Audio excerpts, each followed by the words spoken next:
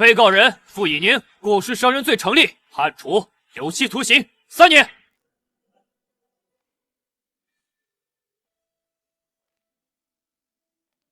3天前，消失15年的亲生父母找到了我，本以为是幸福的阖家欢乐，却没想到是和我的8个未婚夫联合为我设下的一场偷天陷阱。宁宁啊，为了庆祝你回家，爸爸妈妈呀给你准备了一份礼物。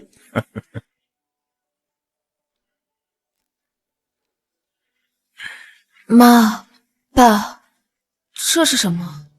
姐姐对不起，爸妈不舍得我去坐牢，特地让你回来替我顶罪的。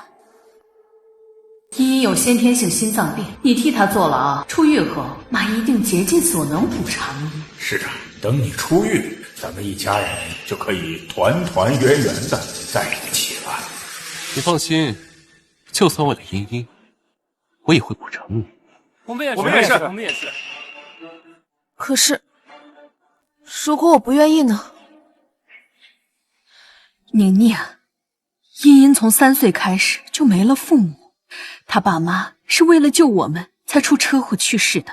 我们答应过她父母要好好照顾她。宁宁，就当你帮帮爸妈吧。可是我才是你们的女儿啊！难道就因为你们从小抛弃了我，我就不是你们的女儿了吗？难道就因为你们18年来从未养过我，我就不是你生的了吗？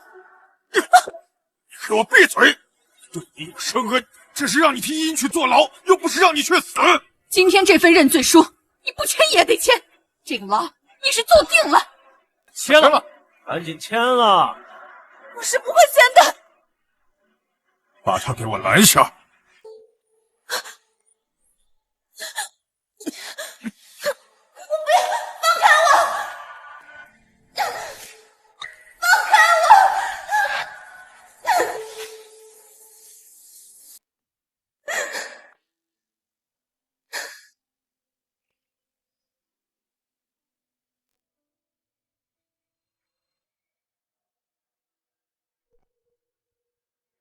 出去以后好好做人。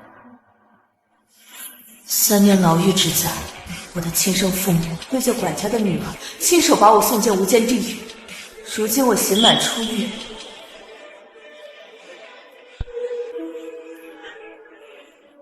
是时候清算。宝贝，生日快乐！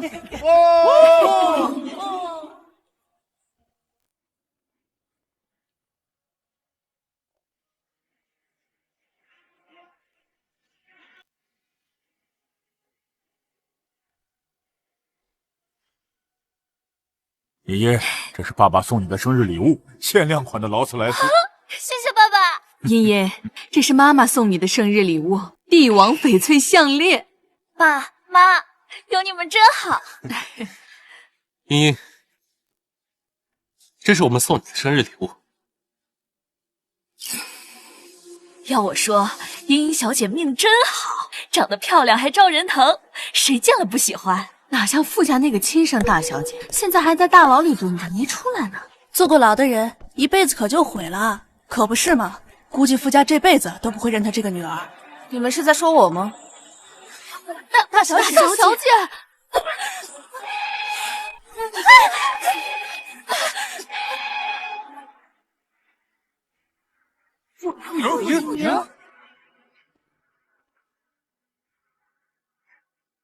宁宁，你怎么回来了？看样子你们是巴不得我在牢里不回来。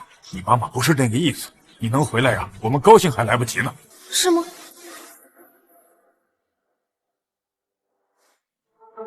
帝王绿翡翠，好东西啊！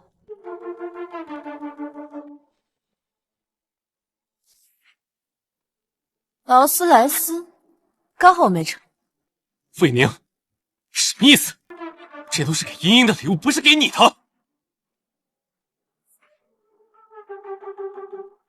可是，今天也是我的生日，怎么没人和我庆生？姐姐对不起，我们不知道你今天生日，所以还没来得及准备。那就把你的生日宴赔给我呀。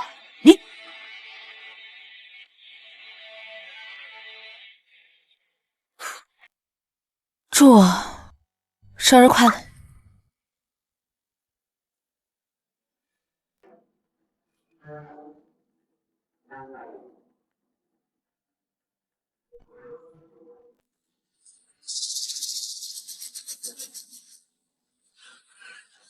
傅茵茵，我替你坐了3年的牢，吃了3年的馊饭，你呢？住大别墅，开豪车，办派对，开香槟，神仙日子。姐姐，对不起，我向你道歉。娘娘，过去的事情已经过去了，你就不要再闹了啊！闹！我今天就是要陪你们闹个够！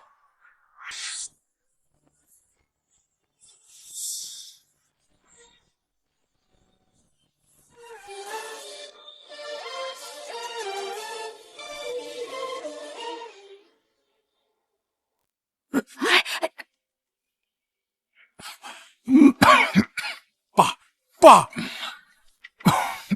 你这个逆子，为了一个管家的女儿，把我们傅家的血脉送进监狱坐牢3年，你对得起傅家的列祖列宗吗？爸，茵茵是我们看着长大的，这要是被送进监狱，我怕她会没命的呀！你还敢袒护她？我告诉你，傅家的产业只有宁宁一个人能继承。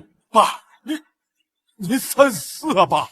家里培养的那8个优秀资助生，都是和我一起出生入死的兄弟的遗骨，也是给宁宁培养的未婚夫。我要他出狱后，保他一生幸福美满。哎，爸，爸去世的时候，把遗产都交给了宁宁，在没夺走他的继承权之前，还不能动他。宁宁，你这么多年受的苦，爸爸心里都知道。等你发泄完了，咱们一家人坐下来，好好聊聊。一家人，你我妈妈，我们3个才是一家人，他们9个应该是外人。茵茵是你的妹妹，怎么能算是外人呢？至于他们8个呀，我忘了给你介绍了，他们是傅氏培养的优秀资助生，也是你未来的未婚夫，将来大家呀都要成为一家人的。原来是这样。傅叔叔，我们8个是不可能娶她的。爸，就算你想弥补姐姐，也不能牺牲安辰哥哥他们的幸福吧？除了茵茵，我谁也不娶。我们也是。住口！可别忘了，没有傅家，你们什么都不是。宁宁，别介意啊。我不介意，毕竟对一个在阴沟里苟延残喘3年的老鼠而言，情爱只是附属品，唯有权势才是登云梯。爸爸，看在你的面子上，我可以接受他们9个，但是我可是你的亲女儿，这些年你花在他们身上的钱，能不能给我一点？啊，宁宁，你也花不了这么多钱，这样，我先给你转10万块钱作为零花钱。爸爸，我可替傅茵茵坐了3年的牢，背上了一辈子的污名，难道一个女孩的名声只值这些钱吗？这样，你想要多少，我都给你转。爸爸，这些年你在他们9个人身上花的钱，每个人应该有1亿吧？我要9个亿，不过分吧9个亿，傅颖莹，你穷疯了！是啊，姐姐，你没钱可以和我说，何必这么狮子大开口呢？爸，难道我在你心里还比不过他们吗？爸爸，你一定不会吝啬我这个在外面受了20多年苦的亲生女儿吧？是啊，爸心疼你还来不及。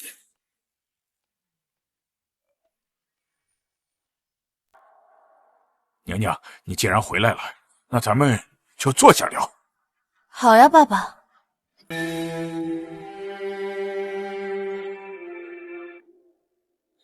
傅颖莹，你又闹什么？宁宁，怎么了？爸妈，我不喜欢这个房子，好陌生，好冷，装修我也不喜欢。行，爸给你重新买一套房子。爸妈，难道你们不想和我住在一起吗？哎，宁宁，怎么会呢？你能回来，爸妈高兴还来不及呢。可惜你不喜欢这房子。我不喜欢这房，是因为我难受。这张全家福上有爸爸，有妈妈，傅茵茵，还有他们8个，可是唯独没有我。傅一宁，你什么意思？茵茵从小没有爸爸，和傅叔叔、傅阿姨和我们合张合照怎么了？傅一宁，做人也太自负，现在连茵茵唯一的温暖都要毁掉了。可是这是我家，不是他的，不是吗？宁宁，我们以后再给你拍全家福好吗？可是我的心脏好难受，以后我每天看到这张全家福，我就能想到这3年来你们欢聚一堂，而我一个人无依无靠在狼，没有亲人的陪伴，我好孤单。你装什么装？够了，我让我妈把照片给你取下来。王妈，不用，爸爸，我自己能处理。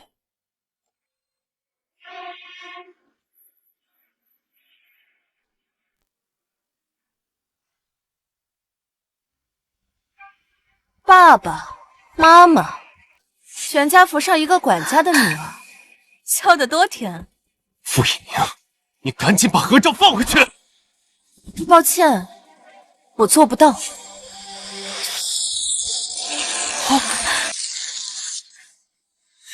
什么？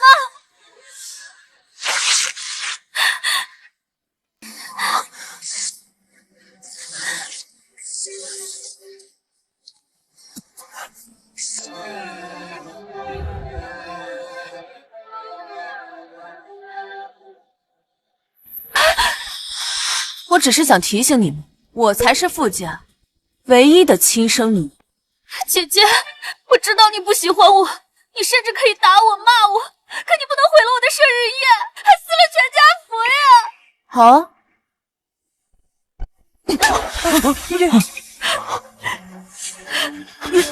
宁宁，你怎么能打茵茵呢？茵茵，没事吧？你这个蛇蝎女人，茵茵这么善良，你怎么下得了手？他叫我打他的，我只是听了他的话，有什么错吗？傅叔叔，傅阿姨，你们一定要为茵茵主持公道。没错，今天敢对茵茵动手，明天他就敢对茵茵做更过分的事。这种坏心肠的女人就不该留在傅家。娘娘，这件事情确实是你做的不对，你怎么能欺负茵茵呢？他只是被我打了一巴掌，我替他在监狱里受的可是无穷无尽的折磨。我肚子上还有匕首捅的刀疤，你要看一下。好了，茵茵，以后不要乱说话。爸，娘娘，我会给你找最好的医生给你检查身体的。谢谢爸，不过我明天可以和他们8个一起去公司吗？我想为爸爸分忧。宁宁，公司有安晨他们8个人已经够了，不会出岔子的。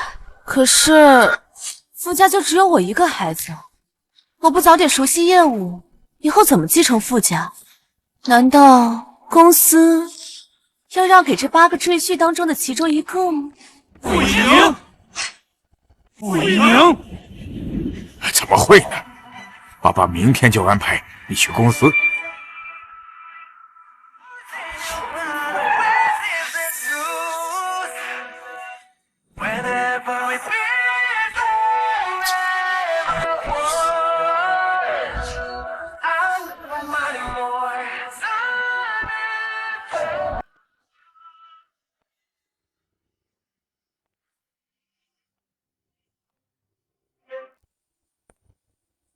爸让我们带你去公司，上车。一大早就浪费我们的时间，真是矫情。姐姐，早上好呀。茵茵车只能坐在副驾，你要坐就坐后面去。你让开！你要干什么？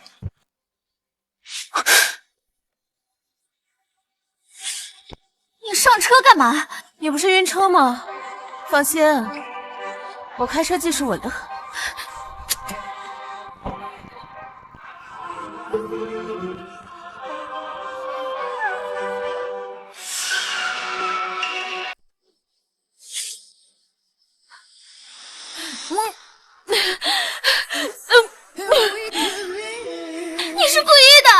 根本就没打算无恙。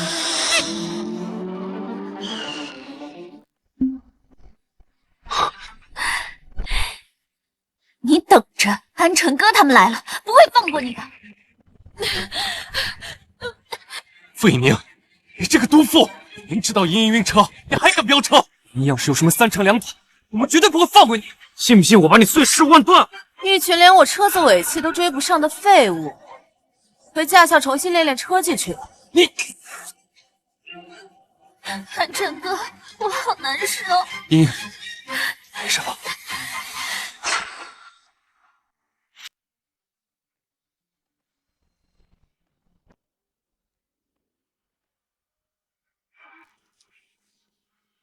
今天的董事会照例由我安排，接下来各部门汇报一下手里的工作情况。公司目前的运行状况良好，谁有异议？我们都没有任何意见。以上就是我所汇报的内容，我的汇报讲完了。我没任何意见。下一个，有些人没学历、没背景，还坐过牢。若把在座的各位分成3、6、9等，那他就是最下。接下来，我给各位汇报一下公司最近1周的情况。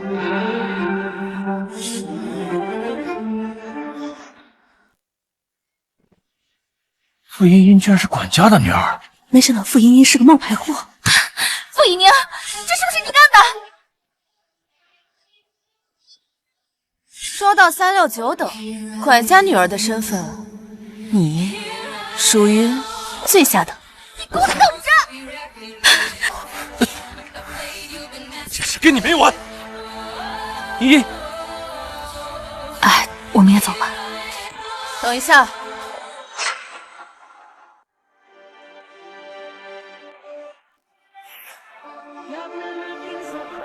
各位都是公司的元老了，今天我想告诉大家一个道理：这个公司姓傅的，就只有我一个，吃谁家的饭，冲谁摇尾巴。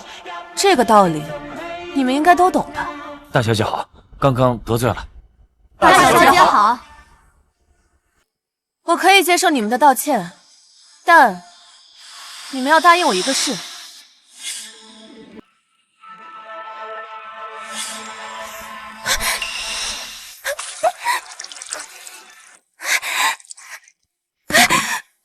你身手怎么这么快？谁让你来的？是安晨少爷，他们让你去书记场找他们。大小姐，我也是被逼的，你还是赶快去找董事长帮忙吧。上一个得罪茵茵小姐的人已经被他们折磨死了，那下一个被折磨死的人就是他们。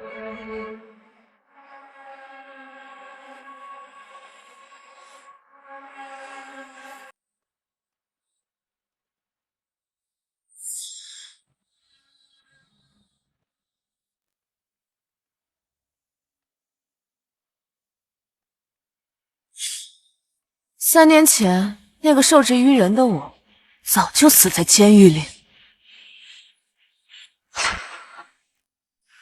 茵茵，你买那个包你喜欢吗？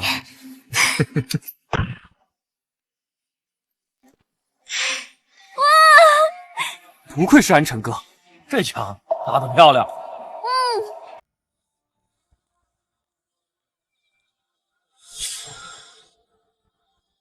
来了，早改饭。早上好啊，你们这群寄人篱下的蛀虫！谁给你的胆子这么嚣张？告诉我，这里不是傅家，我随时可以让你从这个世界上消失。我劝你最好掂量清楚。怎么，傅家养的8条狗，这么迫不及待的就要朝主人犬吠吗？你还真是牙尖嘴利，一个刚从牢里出来的罪犯，没人会愿意娶你。你还是好好担心一下后半辈子，怎么孤苦伶仃的在精神病院度。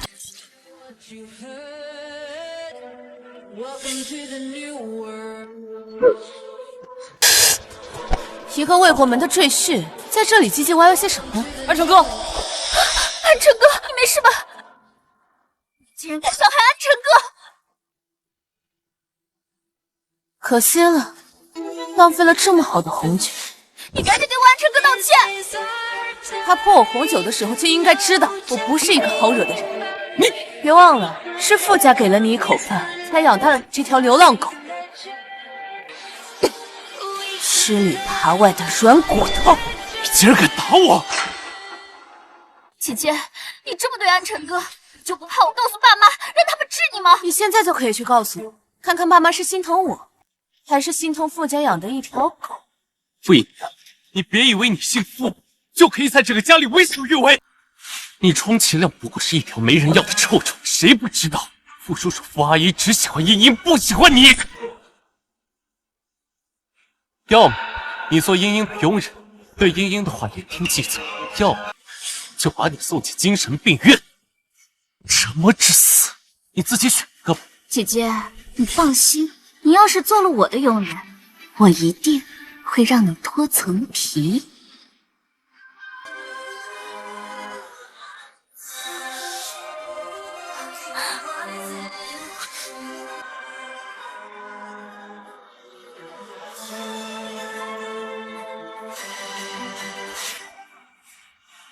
要是我不能，你得罪了安辰哥和茵茵，你没得选，不然你的下场就和这个被子一样。林夏说的没错，你没有退路。可惜啊，你们动我还不够格。你在说笑话吗？就在刚刚，公司所有高层一致举荐我成为公司副总。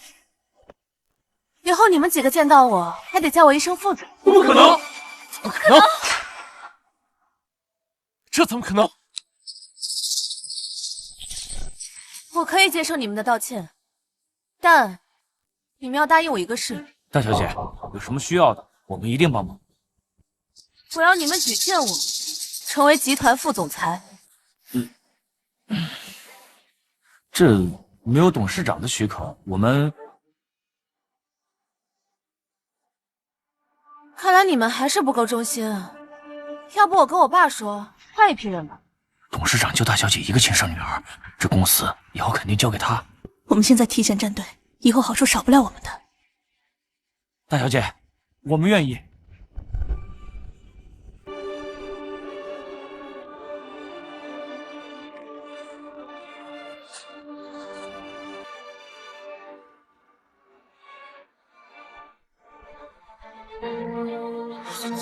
你用什么下作手段得到这个位置？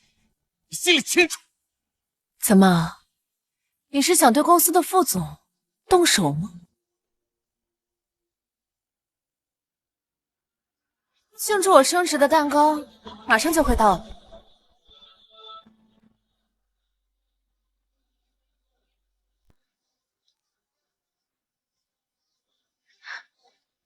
快来尝尝我的升职蛋糕吗？你别高兴得太早。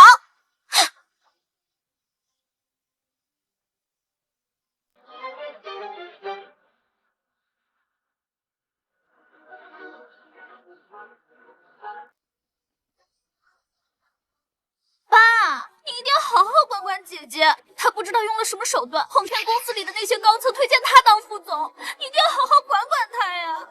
爸爸，你苦心栽培了我20年，这公司副总的位置不应该是我的吗？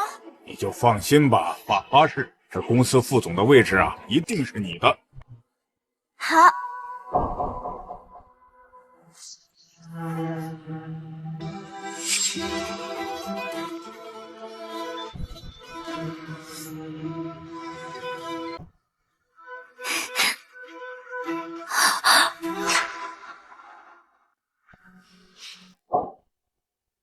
爸，今天我以集团副总的身份完成了和江家的合作。娘娘，你说的是真的？哎呀，你真是我们的大功臣呐！姐姐，一份作假的合同，就别让爸劳神过目了吧。毕竟这江家最看重合作方的背景，你一个坐过牢、有过案底的劳改犯，有什么资格跟人家合作？你就这么确定我办不成？不然呢？一个坐过牢的罪犯给江家人提鞋都不配。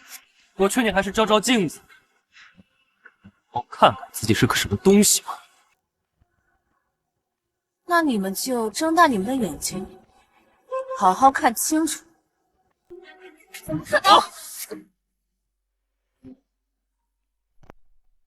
飞，你别以为随随便便找了个假冒的合同就能糊弄过我，江家人怎么可能看得上你？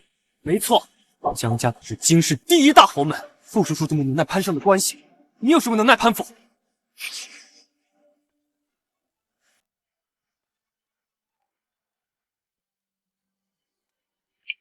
喂，你说什么？京氏江家要和我们傅家谈合作？你说什么？傅叔叔，你说什么？这姓江的这么多，谁知道是不是第一豪门江家？好，你替我向江老爷子问好啊！我们傅家能够取得和第一豪门合作的机会，我们一定会全力以赴。要谢就谢你的好女儿吧，要不是她在监狱里救了被打得奄奄一息的江家少爷，江总可不会看上傅家。你说什么？娘娘，你在监狱里救了江家少爷这么大的事儿，你怎么从来没有跟爸说过呀？爸爸，我坐牢这3年，你从未看过我，我哪有机会跟你说？哎呀，是爸爸的错。娘娘，你为我们傅家立下这么大的功劳，说吧，你想要什么？爸都答应你。姐姐，你作为傅家的一份子，为公司出力那也是应该的吧？怎么说话呢？宁宁能为我们傅家拉来江家谈合作，就是我们的大功臣。一会儿我让这个酒楼大厨过来，给咱们呀好好的庆祝一下。爸，我需要的不是这些，我想当公司的副总，替您分忧。傅叔叔，副总这种职务关系是公司的未来，怎么可以交到一个老板饭手里？是啊，傅叔叔，要是外人知道了，是会被人耻笑的。傅叔叔，您三思啊！是啊，娘娘，说是别的事情啊，爸都答应你。可这个公司副总的位置，哎呀，还太年轻了。要不这样，爸先给你这个公司总经理的位置，你先练练手。公司副总的位置啊，以后再给你。那我们和江叔叔的合作，也就只能延后了。别，事好商量嘛。这合同啊，金贵着呢，可别弄坏了。那副总的位置和江氏集团带来的利润相比，给他一个区副总，也算不了什么。爸答应，爸就这么定了。可是宁宁啊，咱们公司啊有一个7天的试用期，你也体谅体谅爸爸，走下公司程序。都听爸爸安排。拿到一个临时副总的位置又怎么样？有我在，就别想过试用期。副总的位置可不是这么好当。爸爸，既然姐姐当上了公司的副总，那接待苏家的事情就交给姐姐吧。苏总是谁？连苏总都不认识，还想做公司副总？别怪我们没提醒你，苏总可是咱们公司最难对付的大客户。上一个得罪他的负责人，是被他的保镖从20楼天台上推下去。整个脑袋全是血呀！晚上可别被吓得尿裤子，第2天不敢去公司啊。是啊，姐姐，你该不会想打退堂鼓吧？娘娘，我去。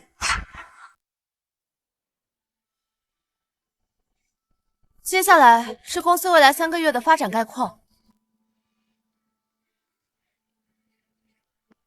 哎呀，姐姐，不好意思啊，我把资料给拿错了。不过我想区英语翻译，应该难不倒姐姐吧？那倒未必，谁不知道她就是个村姑，连血都没上。慧宁，我看你还是别逞强了，你现在跪下来好好求求安晨哥，说不定安晨哥还能帮你一个。是啊，不然惹怒了苏总，等会儿有你苦。傅茵茵，还有你们8个，今年年终奖全部取消。凭什么？就凭我是集团的副总裁，而你们只是我的下属。苏总，不好意思，是我管教下属不严，惹您不快，以后我一定多加管教。费宁，你别太拿着鸡毛当令箭。闭嘴，这里没有下属说话的份。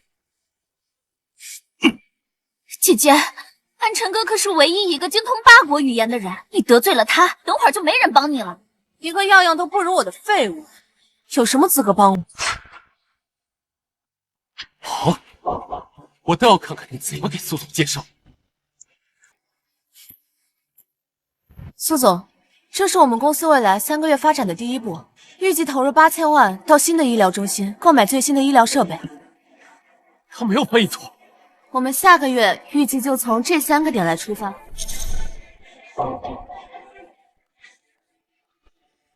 能和傅小姐这样能力出色的人合作，我很放心。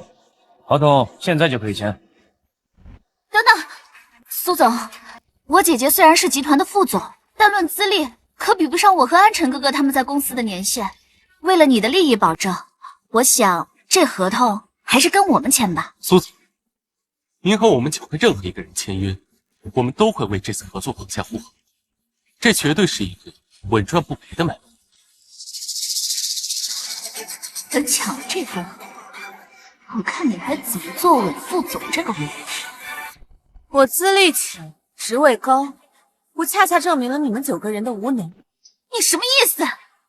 我的意思是，你们几个人进了公司已经有3年了，事业毫无建树，唯一可圈可点的就是个公益。你们几个说出来不嫌丢人吗？但至少我们9个底子比你一个留过案底的清白。啊？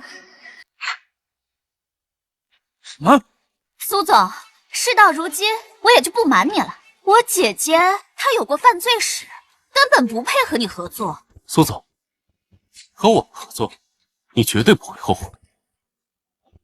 不必了，谁年轻的时候没犯过错？既然有过犯罪史，你们傅氏集团还能让傅小姐担任副总的位置，想必她的能力非比寻常。我就和你合作。傅氏集团，我只认你。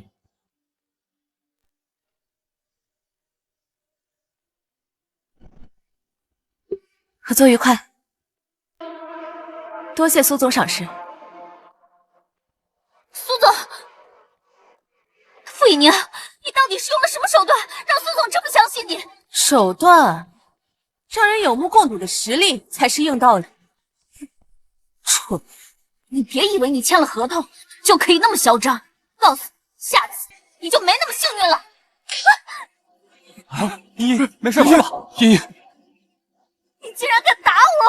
打你，我都嫌脏了我的手。你竟敢当着我们的面打茵茵，看我怎么收拾你！收拾我？你也配？身手怎么这么好？这3年进了监狱，专门为你们学的。这次是柔道，下次就是跆拳道。你们要不要挨个试个遍？啊！不管怎么样，茵茵不过就犯了个小错误，你有必要动手吗？小错误？你管他差点毁了1个亿的合同叫小错误？他不配是非，你们几个也是吗？不过是犯了个错误，无论茵茵犯什么样的错误，我们8个都能给他托底。没错。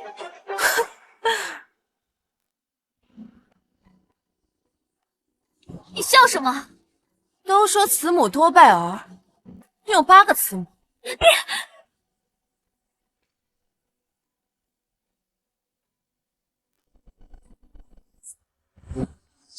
爸，我错了。要不是宁宁告诉我，我都不知道你在公司闯了这么大的祸。爸，我不是为了抢合同故意得罪苏总，你就饶了我吧。啊，茵茵，茵茵这是犯了什么错？有必要这么惩罚她吗？一定是你在傅叔叔面前告状了吧？犯了错，不应该接受惩罚吗？你，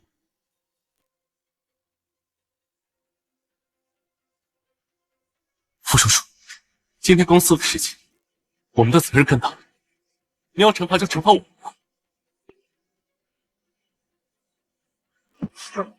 傅叔叔，惩罚我们吧！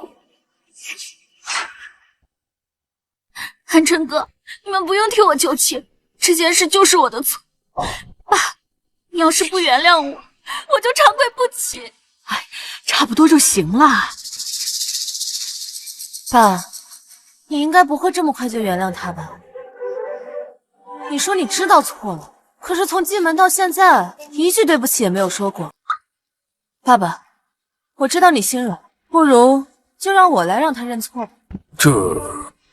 爸爸，今天要是没有我的话，他闯的祸可是让公司损失了1个亿啊！1个亿让管家的女儿无缘无故赔光了，多浪费啊！你少煽风点火！什么管家的女儿？我也是爸爸养了20多年的女儿。好，宁宁，这件事就由你。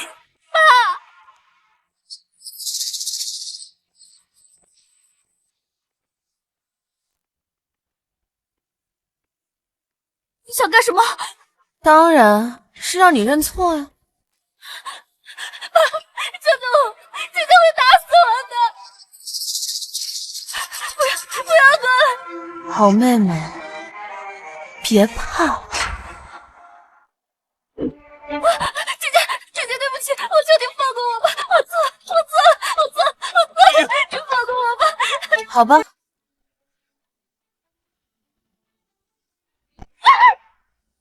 爷爷，傅姨娘，你竟然对殷下这么重的手！一个管家的女儿，我有什么不敢？别张口闭口管家的女儿了，别忘了，是一个劳改犯，还不是拜你所赐。如果当初我没有替傅茵茵坐了3年的牢，现在是劳改犯的人，应该是他吧？姐姐，是我对不起你，你要打我，你就打吧。茵茵，你说什么傻话？你有心脏病，他替你去坐牢是应该的。是啊，你没有错。好一个没有错。不过劳改犯这个事儿倒是提醒我，现在我出狱了，是不是可以替自己白白坐这3年牢申冤？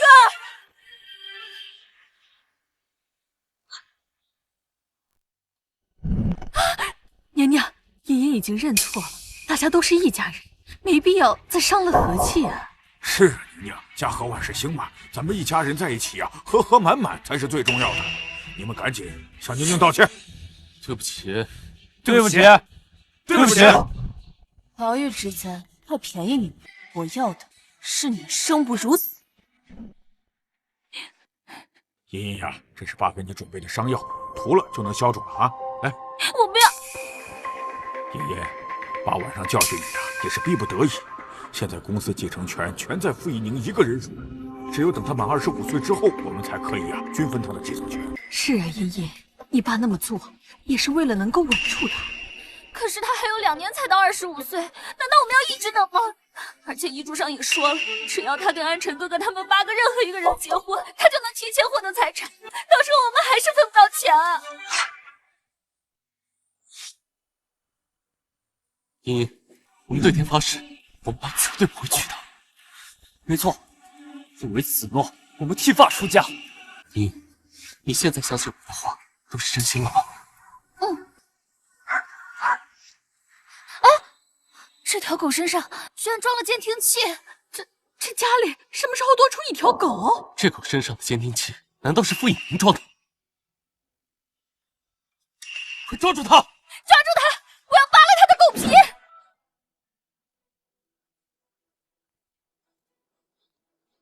可可，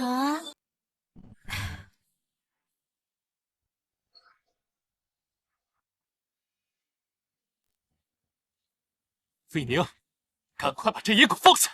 什么野狗？这是我收养的狗，叫可可。来，可可，跟大家打个招呼。宁宁，你什么时候带回来一条狗啊？在家门口捡的，看着跟我一样可怜，就把它收养了。娘，你在狗身上装窃听器干什么呀？爸爸，这是监控，不是窃听器。不装监控，我怎么知道我的狗在家里都做了些什么？又怎么知道我不在家的时候，我的狗背着我做了什么？那你监视一条狗做什么呀？姐姐，我知道你是乡下长大的，可我们家是豪门，不是养这种脏东西的地方。狗狗，我比家人要忠诚。你怎么，我们跟一条狗比呢？爸爸，可是我可不会养我，但家人可就不一定了。哎呀，好了好了好了，时间不早了，都去休息吧。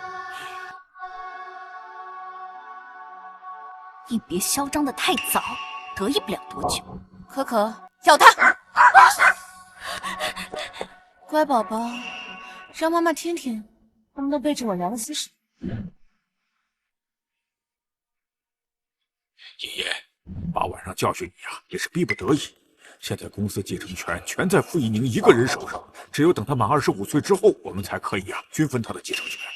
而且遗嘱上也说了，只要他跟安晨哥哥他们8个任何一个人结婚，他就能提前获得财产。现在我知道你们的秘密，可惜你们还不知道我的真实身份。走吧。今天本小姐心情好，请大家去团建。太好了，终于能好好休息一下了。谢谢二小姐。姐姐，我请客去的地方，光一桌酒水就要10万，多的是达官显贵。那种场合，你去了应该不习惯吧？毕竟是从乡下来的村姑，指定没见过那种场面，到时候肯定会怯着。你这个乡下土老帽，还是别去丢人现眼，不然一个人坐在边上喝酒，多闷。人家指不定品酒都品不明白。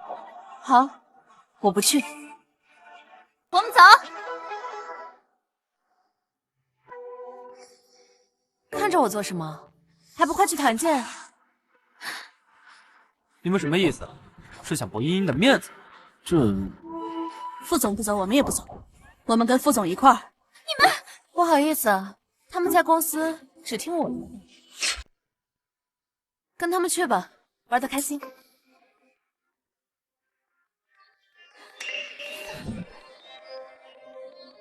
茵茵，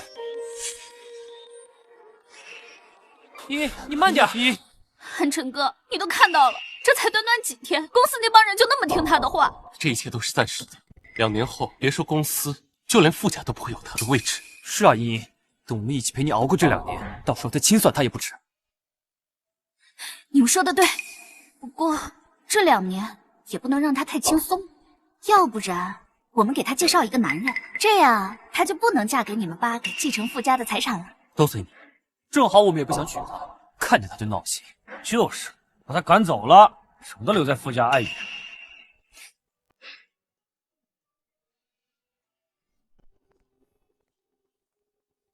进来，过去。姐姐，这位是你的男朋友？姐姐，我知道你不喜欢安晨哥哥他们，所以这是我特地给你介绍的相亲对象。他虽然和我比有些差距，但配你绰绰有余。还不介绍一下自己？俺叫王传祖，俺对媳妇儿没啥要求，只要能生养就行。看你长得挺瘦，一时半会儿呢会给俺生不出儿子，得生出来儿子你才能封我。不仅要生儿子，你还得会洗衣服、做饭，照顾俺。姐姐，别看他长相磕碜了点，但他人老实，还会疼人。最重要的是，不嫌弃你坐过牢。最重要的是，不嫌弃你坐过牢。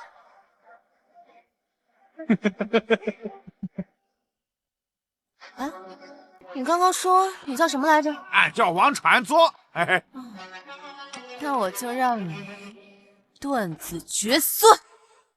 你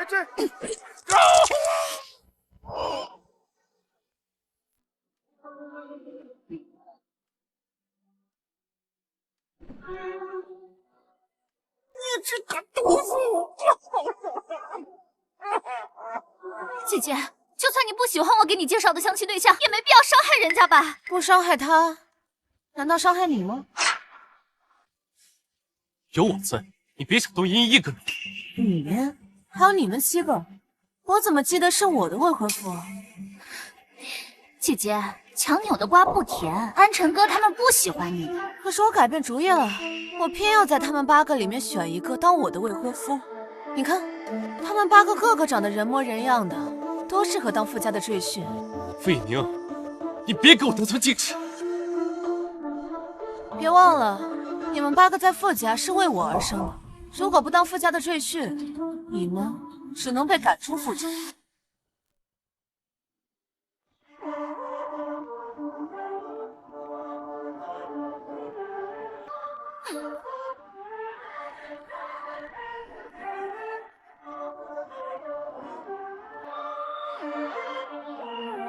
你们说，我应该选你们哪个当我的男人？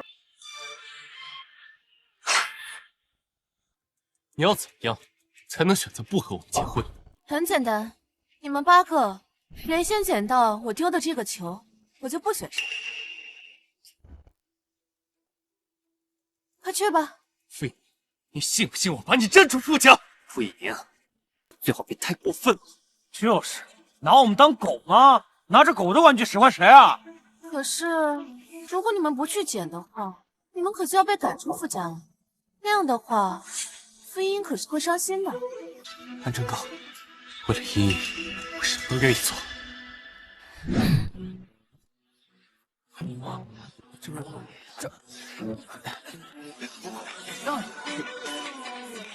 安晨哥哥他们怎么能这么听他的话？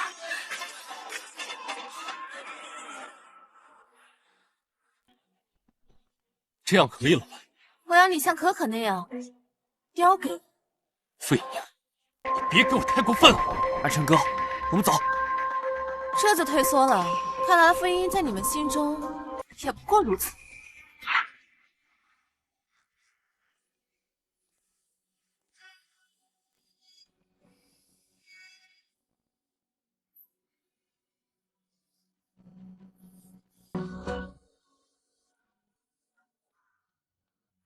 狗狗真乖。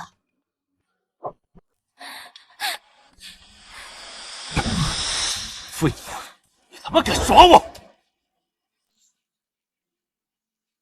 傅影宁，还有点女人的样子吗？耍我们8个男人很好玩是吗？是啊，你们8个的模样，每一个我都很喜欢。你们哪一个做我的男人，我都高兴。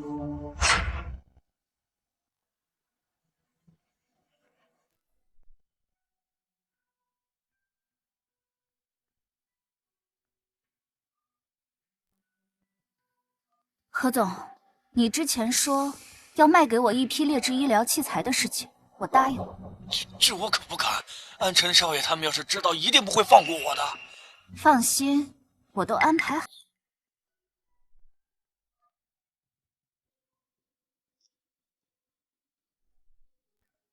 狗狗真乖。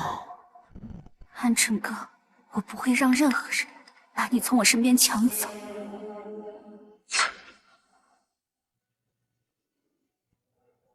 就是用了这个公司的医疗器材，我孩子才一直昏迷到现在。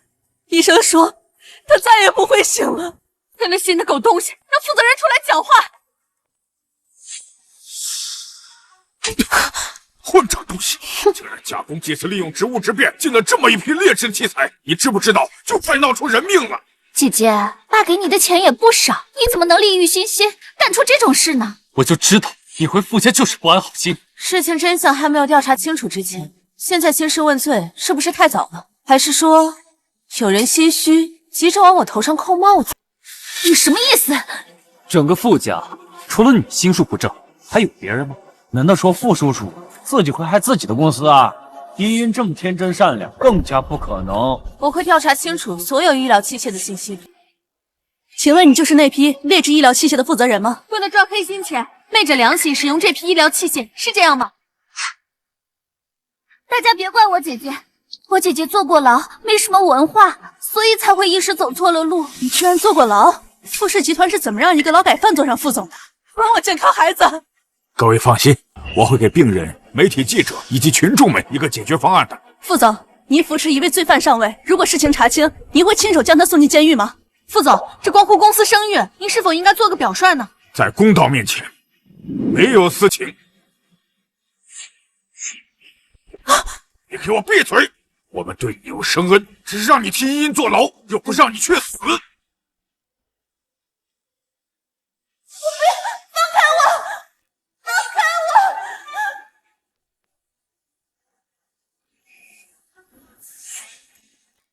姐姐，这刚出来不久，没想到又要回老地方了。这次进去，你就别想出来。是吗？我手机里的公司监控视频足以证明我的清白。像你这种曝光自己的主播，我还是第一次见。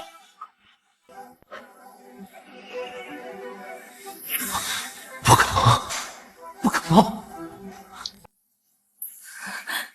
安辰哥，赶快把这个监控拿给大家看，让大家好好看呀，这个坏人的真面目。安辰哥，你还愣着干什么？是啊，我来替他说吧。因为偷窥器材的人是我。安辰哥，你胡说什么呢？你从小受傅家的恩情长大，你怎么可能做出这种事儿？是啊，安辰哥，难道你要在这些媒体记者面前袒护傅玉宁吗？安辰哥，这话可不能乱说。安辰，你别闹！是我利益熏心，买了一批劣质的器材，不愧对于傅叔叔这么多年的教育。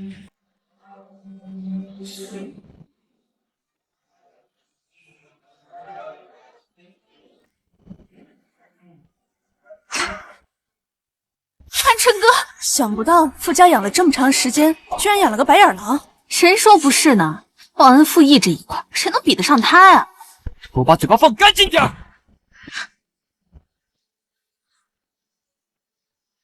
林香，这件事是我做的，你不必跟大家争了。安辰哥，我一人做事一人当，我顾安辰今天就引咎辞职，离开公司。安辰哥，你别冲动。好啊，你的离职申请我答应了。傅玉宁，你故意的吧？现在公司刚刚遭遇危机，你就这么着急放弃安辰哥，弃卒保帅吗？像他这种包庇毒瘤的惯犯，留在公司方便毒瘤成长吗？宁宁，你这话什么意思？购入劣质医疗设备，损害公司名誉，导致病患昏迷的人是傅茵茵。你以为你抢了我的手机，我就没有办法坐实傅茵茵的罪证了吗？宁宁，这其中是不是有什么误会呀？没有误会。他就是和傅茵茵串通一气的供应商。傅总饶命啊！姐姐，我知道你讨厌我，可是你也不能当着大家的面泼我脏水啊！谁知道这是不是你找来的演员？演员，把你和傅茵茵的聊天录音放出来吧。何总，你之前说要卖给我一批劣质医疗器材的事情，我答应。这我可不敢，安辰少爷他们要是知道，一定不会放过我的。放心，我都安排好了。怎么回事？还真是茵茵的声音。茵茵，这怎么回事啊？你敢算计我！安辰少爷他们对你管得那么严，我不留点后手，万一东窗事发，我不就交代在他们8个手里了？知人知面不知心，没想到他长得人畜无害，背地里这么恶毒。是啊，还想冤枉他姐姐，最多负人心呢。就是你害了我的孩子！我知道错了，我就是一直怕姐姐抢走我的位置，所以我才……我怎么会教出你这么个蠢货？我怎么会养了你这么个蠢货？副总，现在真相大白，您如何处置傅茵茵？给大家一个交代。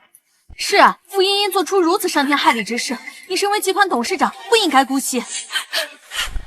爸爸，我错了，我真的知道错了。爸爸，是你自己说的，公道面前绝无私心。傅以宁，你一定要当着这么多人面把茵茵推向绝路吗？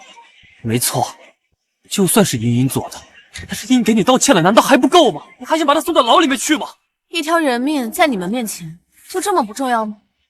还是说，姐妹见到你们身上被伤害的人不是你们的家人，你们感受不到疼啊？是啊，你们是不是人？这个母亲失去了孩子，你们怎么能这么说？今天富氏集团不给个交代，就砸了这公司。爸爸，如果你再不给他们一个交代的话，砸了公司是小，明天公司股票跌了，可是大啊！爸爸，不要！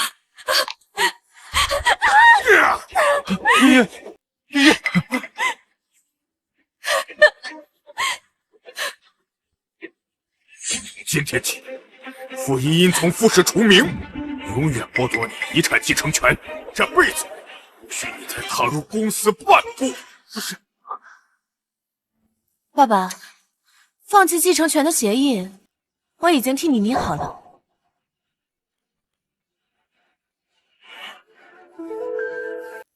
傅以宁，你到底安的什么心？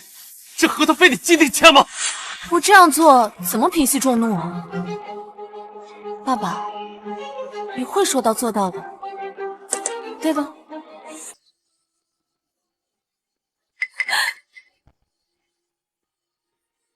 爸爸，不要！爸爸，不要！爸爸，这么多人都看着呢，你作为董事长，如果不说到做到的话，我们公司的可信度可是会大大下降的。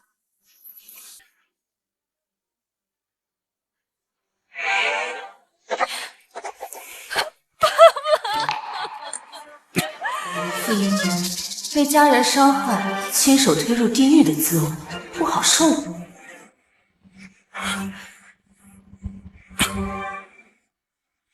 我们傅氏集团作为京市知名企业，会对这件事情负责到底。我们会第一时间回收那批劣质器材，向公众表达歉意。至于受害者，受害者一直昏迷不醒，请问贵公司如何承担起这个责任？是啊，这可是活生生的一条人命啊！爸爸，我已经安排了世上最权威的医疗团队，他的孩子还有救。你说什么？医生都说我的孩子再也没救了，你说的可是真的？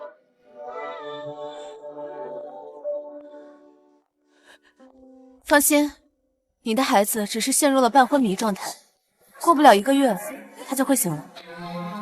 谢谢，谢谢你救了我的孩子。这是我个人给你的一点补偿，没有密码。副总，你的大恩大德，我该怎么回报您啊？不用，这是我应该做的。这才是负责人应该有的态度。像你8个人的，包庇一个罪犯。副总，明天头版头条一定大力宣扬您做的善事。傅一宁，你竟敢踩着我名利双收，绝不会放过你！傅以宁，你别以为你得到了继承权就可以留在傅家，只要安晨哥哥他们不跟你结婚，你就休想留在傅家。这么说，只要我跟他们结婚，我就可以留在傅家了？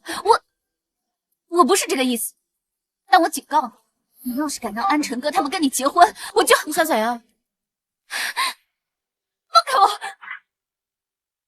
放开我！又想栽赃我？那又怎样？那就成全你啊！啊！茵茵，茵茵，你没事吧？茵茵，安晨哥，我就是想跟姐姐道个歉，没想到姐姐就直接把我摔下来了。傅以宁，公司的事情茵茵已经付出代价，你就这么容不下她吗？是啊，宁宁，大家都是一家人，你怎么能对你妹妹下这么狠的手呢？那是她活该。宁宁，你怎么能这么说话呢？要是今天做出这些事的人是我现在恐怕已经在监狱了。我没对他赶尽杀绝，把他送进牢里，让他尝尝我这3年来受的苦，我已经很善良了，不是吗？我已经很善良了，不是吗？傅以宁，当初送你去替茵茵顶罪是迫不得已，你有必要记恨到现在？那这么说，我现在应该报警，把他送进去吗？安晨哥，我不要走了，我不要！你们还不赶紧向宁宁道歉？还有你，茵茵，你也是，赶紧的！对不起，对不起。以后少把这些下三滥的手段用在我身上，小心反噬。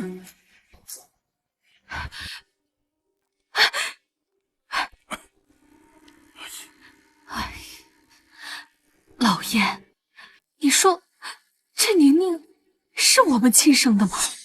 我现在看到她，我这心里就毛毛的。哎，别胡说！我当然不是你们的孩子。茵茵，冷静点！你别这样，弄伤了自己会心疼的。是啊，茵茵，当初是你让傅老爷子收留我们8个，我们才有了今天。说什么我们都会站在你这边的。可是你们也看到了，爸妈现在被他牵着鼻子走，他现在又坐稳了公司副总的位置，以后不就更加为所欲为了？你放心，不会的。今天的周会，各部门汇报工作。汇报工作？我刚刚给我部门的所有人都放假了，没有工作。我销售部也放假了。我们也是。你们怎么能擅自做主给员工放假？哎呀，没办法呀，我们部门7个人，已经习惯跟安晨哥还有茵茵交接，现在他们走了，我们当然没事干。你简直太放肆了！想让我好好工作也可以，这样，副总，你去跪着求茵茵和安晨哥他们回来，否则这个公司的所有业务恐怕都开展不下去喽。副总，我们怎么办？顾安晨和傅茵茵给公司造成了巨大损失，想要他们回来，绝无可能。你行啊，那我们现在就走，看你找谁来填补这个烂摊子。走可以，不过把这个签了。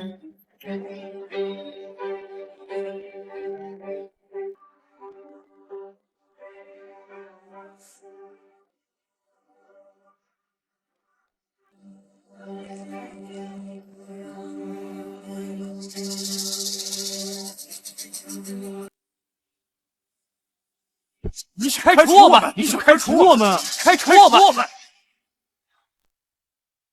傅颖莹，你想开了我们7个？没错，对公司不忠的狗留着过年吗？这傅老爷子知道你要开除我们7个公司元老，恐怕他绝对不会放。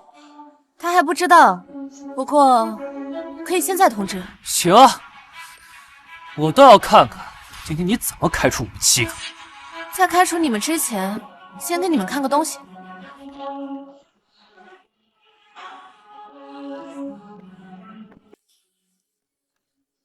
这上面是你们这3年挪用公款的记录，才短短3年，你们7个臭傻居然挪用了公司的3个亿！你竟然敢偷偷调查我们！怎么？你还想去傅叔叔面前告发我？爸爸心软，当然不会因为这件事情开除你。不过，你们遇到我，可就不一样了。这上面是你们挪用公款给傅茵茵买奢侈品的消费记录。你们说，如果记者知道这些，会不会大做文章？你已经害了茵茵半个月都没有出门了，还想用舆论害死她吗？要么你们主动离开，要么傅茵茵身败名裂，你们自己选吧。我的时间很宝贵，只给你们3秒钟。林夏哥，安晨哥不在，要不问一下安晨哥的意思？等等，签。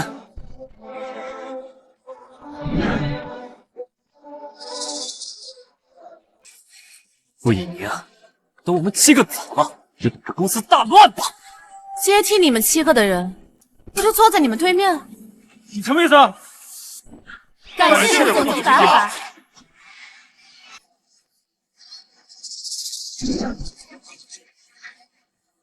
从今以后，你们就是我的心腹，在这个公司只需要服从我。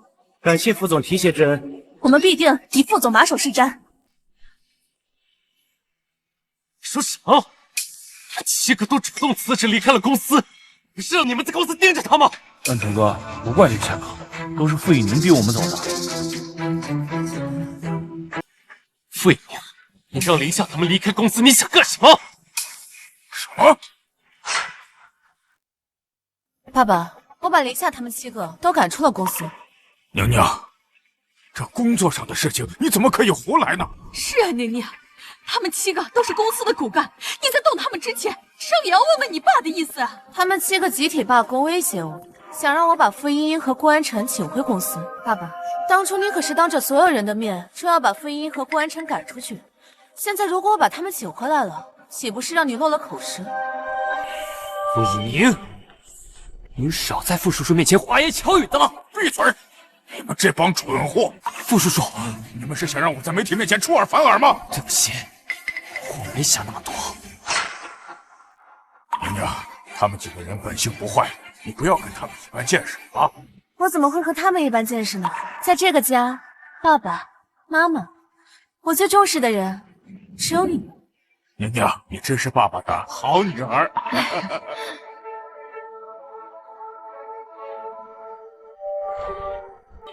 傅以宁，你别以为我不知道你在打什么算盘。就算我8个都离开了公司，也失去了继承权，这个家也轮不到你来接手。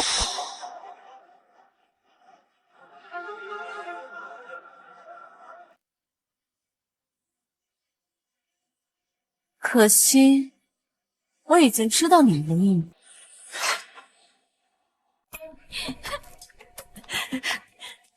茵茵，你们心里不是只有傅以宁吗？还来找我干什么？茵茵，这爸妈都是为了你好啊！继承权一天不到手，咱们就得先稳住他。等时间一到，我们就把他赶出傅家。可他是怎么对我的？你们也看到了。茵茵，成大事者要能忍，为了我们可以顺利拿到继承权，你还是跟他讲和吧。好。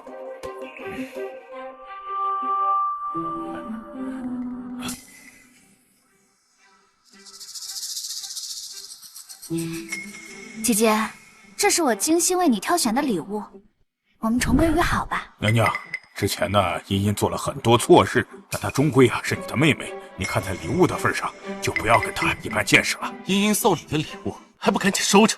你会这么好心送我礼物？姐姐，我是真心想跟你和好的。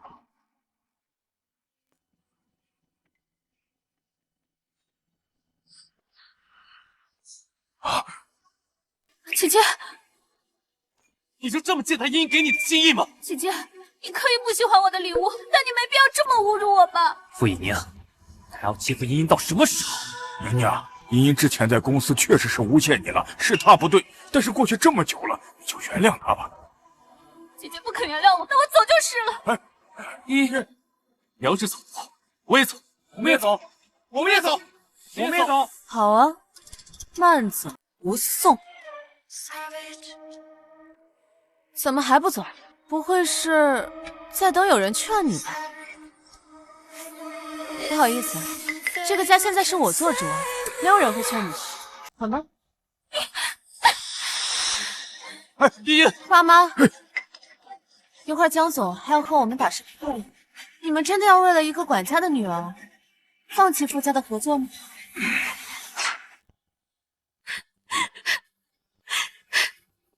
茵茵，别劝我了，我不回去。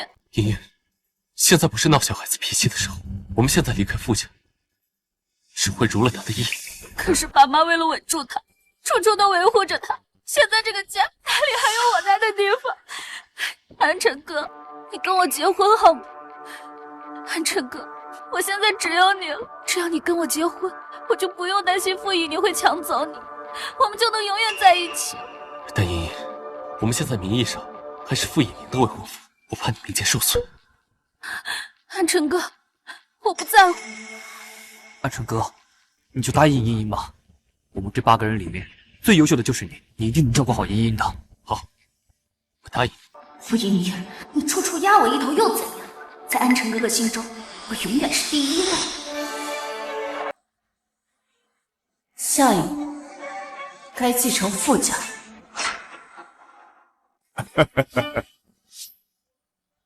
爸妈，我要宣布一个好消息。我也要宣布一个好消息，我要结婚了。你说什么？姐姐，你现在以事业为重，结婚是不是太早了？是啊，娘娘，你之前不是一直对结婚没有什么想法吗？这怎么这么突然呢？宁宁，妈还想让你在身边多留几年，舍不得你嫁出去啊。爸妈，你们放心，我要结婚的对象是他们8个里其中的一个。啊？祝俊。你说什么？怎么，你一个管家的女儿也想抢我的未婚夫吗？茵茵绝对不会做这样的事。你少在这侮辱茵茵的名节。安成哥，3天后我将宴请名人，到时候我会宣布我的未婚夫到底是谁。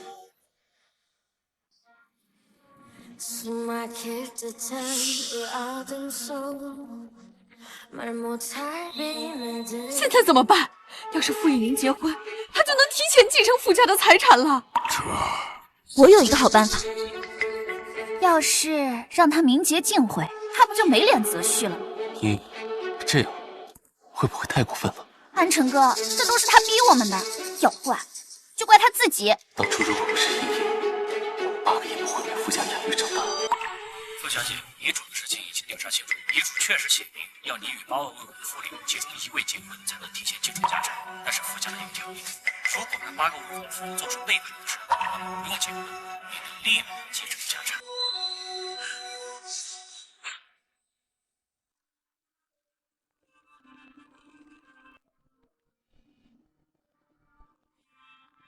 之前的事情是我们对不起你，我们作为你的未婚夫，理应照顾你。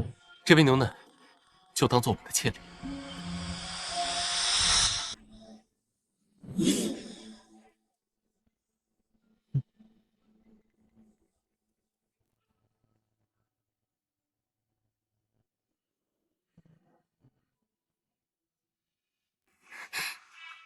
怎么样了？机会我就给一次，好好把握住。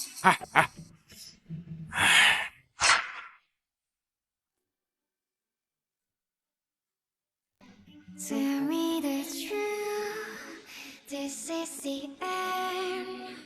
I feel like lose myself. Can't find my 好久不见，傅小姐，这是我夫人送给你的礼物。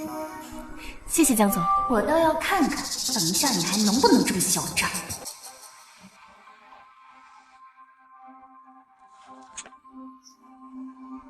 各位，今天呢是我女儿的订婚宴，我们傅家8个未婚夫都站在这儿了。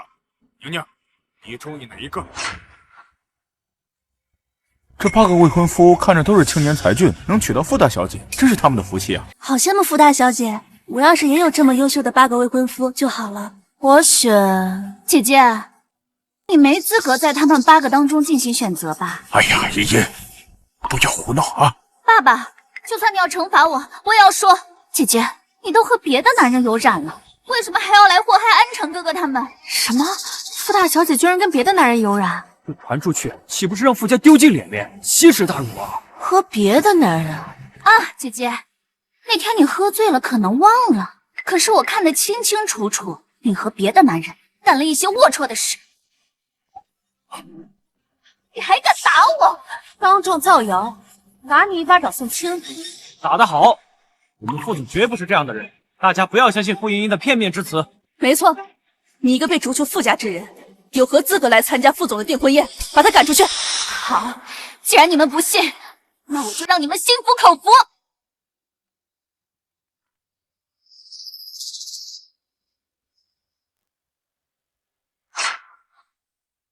姐姐，现在滚出宴会厅还来得及。你好好看看视频里面的人是谁。想不到傅二小姐人品不好也就算了，私底下玩这么花呀！觊觎姐姐的未婚夫真是不要脸。安晨哥，我喜欢你。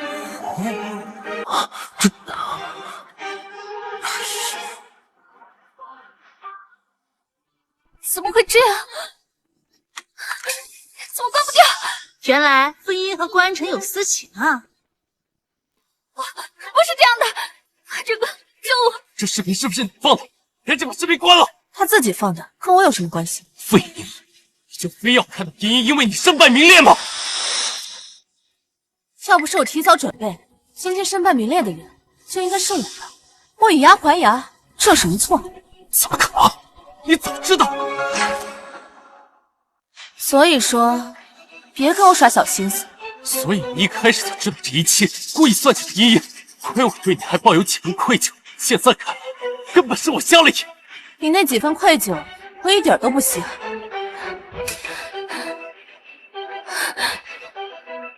身败名裂的滋味，一定不好受吧？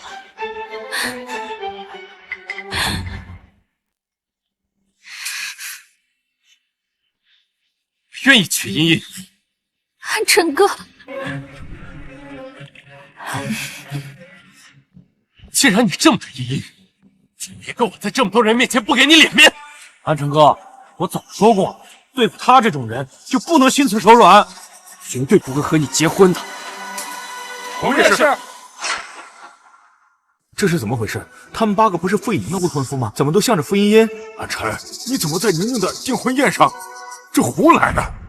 爸爸，今天是我的订婚宴，你不会要答应他们吧？傅以宁，你怕我们被傅家扫地出门，我们8个也绝对不会娶你的。爸爸，我和安辰哥是真心相爱的，你就成全我。宁宁，你看，他们都是真心相爱的，你要不就成全他们吧？啊？是啊，宁宁，你放心，妈妈以后一定会好好补偿你的。好吧，那这个订婚宴就让给傅茵茵了。宁宁，你能那么懂事，妈妈真的很欣慰啊。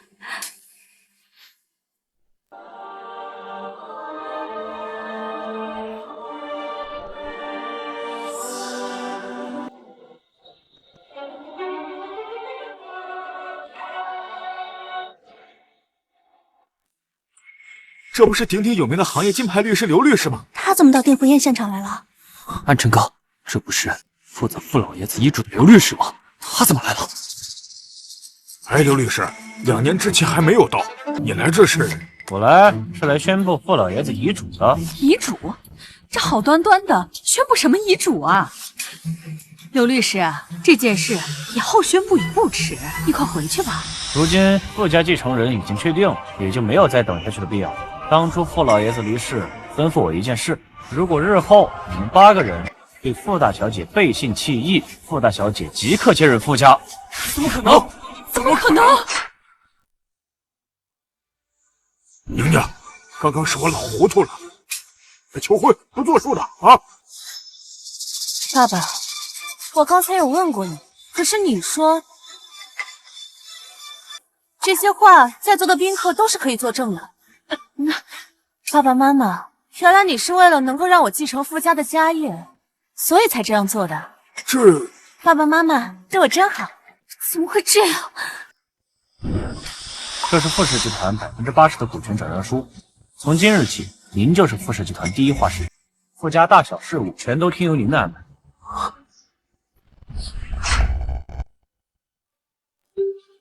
傅以宁，你是不是早就预谋好了？你当众放我视频，就是想让安辰哥哥当面背叛你，这样你就好继承傅家的遗产。对啊，宁宁，你看你年纪还太小了，这么大的家业还无法继承。要不这样，这个遗产啊，就分给我们。为什么？宁宁，爸爸妈妈也是为了你好啊。对，爸爸妈妈，你们凭什么认为我会将唾手可得的东西亲手交给一个送我进监狱的刽子手呢？爸爸，您年纪大了，也该退位了，这董事长的位置就让位给我吧。傅颖，你别忘了，没有傅叔叔就没有现在的你，你别太过分了。我过分？我过分？爷爷，把我让教训你啊，也是逼不得已。现在公司继承权全在傅以宁一个人手上，只有等他满25岁之后，我们才可以均分他的继承权。而且遗嘱上也说了，只要他跟安辰哥哥他们8个任何一个人结婚，他就能提前获得财产。到时候我们还是分不着钱啊！大家好好看看，这就是我爸爸妈妈的真面目。你们之所以对我百依百顺，不过是因为我身上有你们做梦都想得到的继承权。当着这么多人的面，你不要胡说！姐姐，你眼里还有没有尊长？我告诉你，你现在翅膀硬了，我动不了你了是吧？但是我告诉你，只要我在公司1天，我就是这公司董事长，还轮不到你来说话。你以为这公司现在还是你的公司吗？你什么意思啊？我们召开董事会，集体表决，投票傅大小姐当我们的新任董事长。你们竟然背叛我！这样对得起傅叔叔吗？你们8个在公司掌握公司要权，作威作福这么多年，要不是傅大小姐，哪有出头的日子？我们跟随傅大小姐，心甘情愿。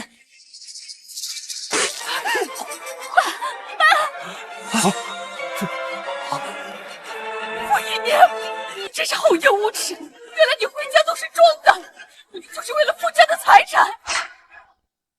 对啊，从今往后，我傅以宁与傅家所有人断绝关系，傅家的家产是属于我一个人的。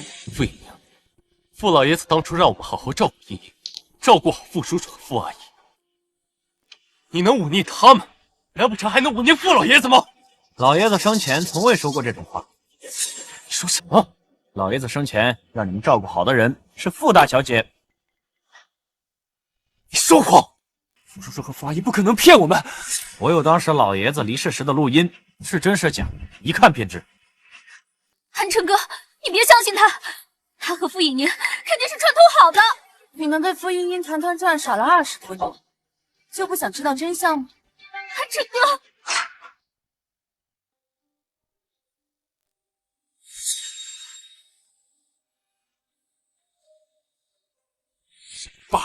爸，你这个孽子，为了一个管家的女儿，把我们傅家的血脉送进监狱，坐牢3年。你对得起傅家的列祖列宗吗？爸，茵茵是我们看着长大的，这要是被送进监狱，我怕她会没命的呀！你还敢袒护她？我告诉你，傅家的产业只有你一个人能继承。爸，您34啊，爸！家里培养的那8个优秀资助生，都是和我一起出生入死的兄弟的遗骨，也是给宁宁培养的未婚夫。我要她出狱后，保她一生幸福美满。哎，爸，爸！我爷爷好心好意收养教育你们，换来的却是恩将仇报。你怎么能这样欺骗我们？说是因为你傅老爷子才收留了我们。你知不知道傅老爷子对我们8个恩重如山？我原本以为你只是偶尔任性，没想到你在这种事情上都能够撒谎。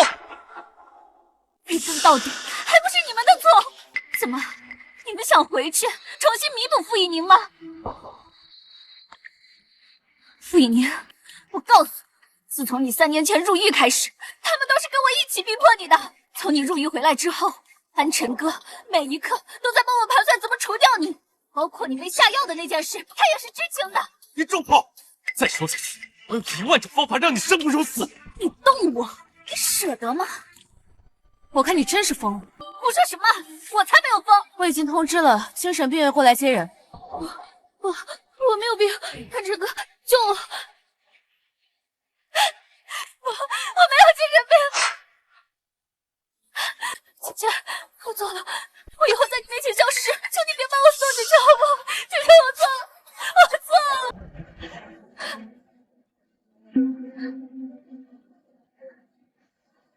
还记得你3年前的过失伤人？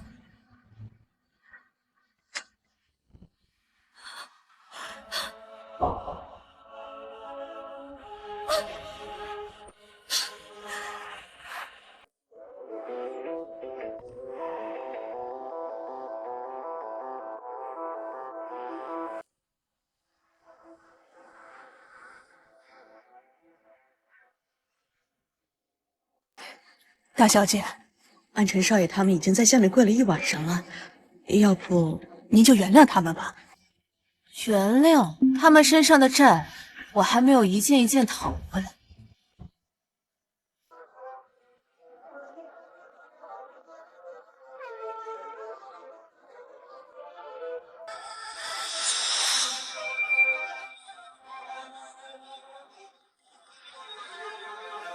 当初我们把你送进监狱，给傅茵茵顶罪，是我们对不起你。这件事，我们接受惩罚。我还要你们如实证明，3年前是傅茵茵过失伤人。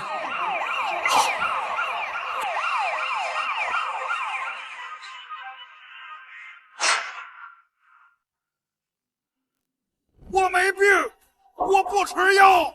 我不打针，我不要打针。娘娘，娘娘，爸爸妈妈，我来看你们。娘娘，爸爸知道错了，娘娘。娘娘，你把我们接出去吧，我不想待在这里了。爸爸妈妈，我给你们讲个故事吧。从前有个女孩和她的母亲相依为命，直到有一天，这个女孩亲眼看着她的母亲为了救她被车撞死。女孩到处哀求，想要凶手得到惩罚，可是所有的律师都拒绝了替女孩的母亲申冤。直到有一天，这个女孩知道这个人有一个走失的女儿。娘娘，你什么意思啊？我的故事说完了，我该走了。阿成，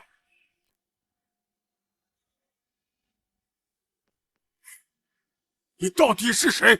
就是那个替母亲申冤的人。